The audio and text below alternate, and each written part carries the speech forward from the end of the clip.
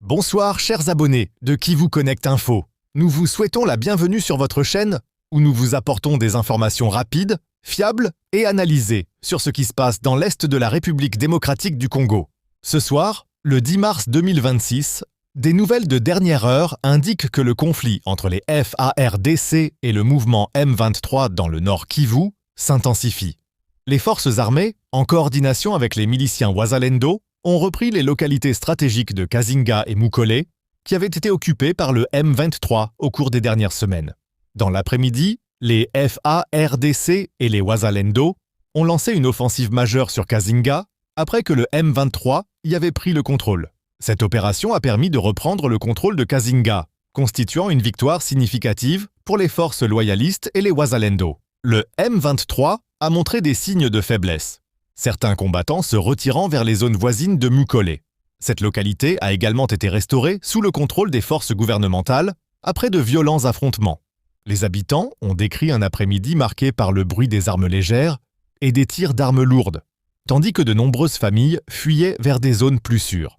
Les analystes militaires soulignent que l'opération a été minutieusement planifiée, avec une coordination entre différentes unités pour bloquer toutes les voies qui possibles au M23. La sécurisation de Kazinga et Mukole permet au FARDC de mieux contrôler les routes et les axes stratégiques, réduisant ainsi la capacité du M23 à mener des attaques. Cependant, les civils continuent de vivre dans la peur et les difficultés, avec un accès limité à l'eau, à la nourriture et aux soins de santé de base. Par ailleurs, le M23 a annoncé avoir libéré plus de 5000 soldats FARDC capturés. Un geste interprété comme un respect des normes internationales concernant les prisonniers de guerre, même si le conflit reste actif. Dans les zones voisines, les affrontements continuent sporadiquement, mais la présence des FARDC et des Wazalendo permet de maintenir un contrôle stratégique sur les axes principaux, empêchant toute contre-offensive majeure.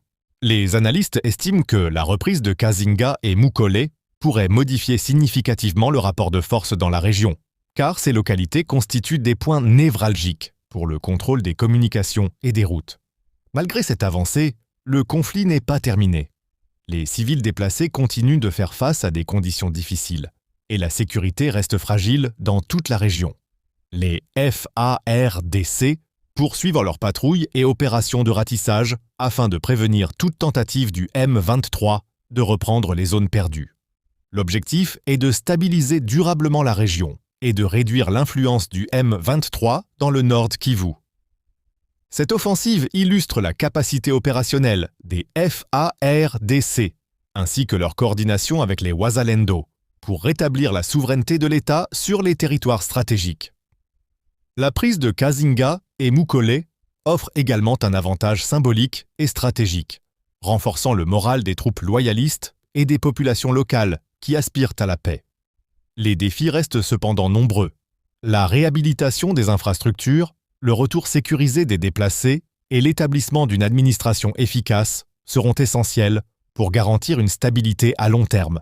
Les forces de sécurité maintiennent une vigilance constante, scrutant toute menace potentielle, tandis que les civils espèrent un retour progressif à la normale. Cette offensive constitue un tournant tactique dans le conflit, mais sa consolidation déterminera si ces gains représentent un changement durable ou simplement un répit temporaire dans un cycle de violence récurrent. Le M23, bien qu'affaibli dans ces localités, conserve encore des poches de résistance et pourrait tenter des attaques dans d'autres secteurs du nord Kivu.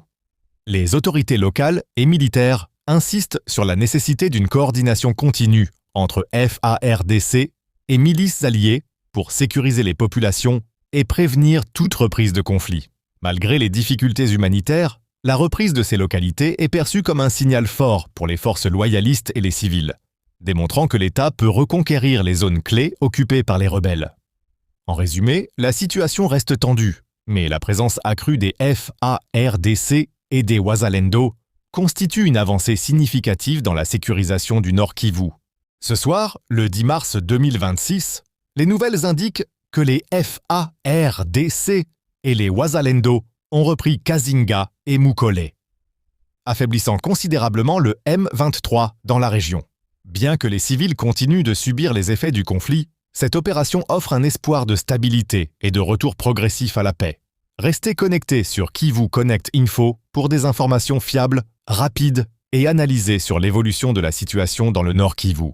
Nous vous remercions de votre fidélité et vous invitons à suivre nos mises à jour pour ne rien manquer des événements importants.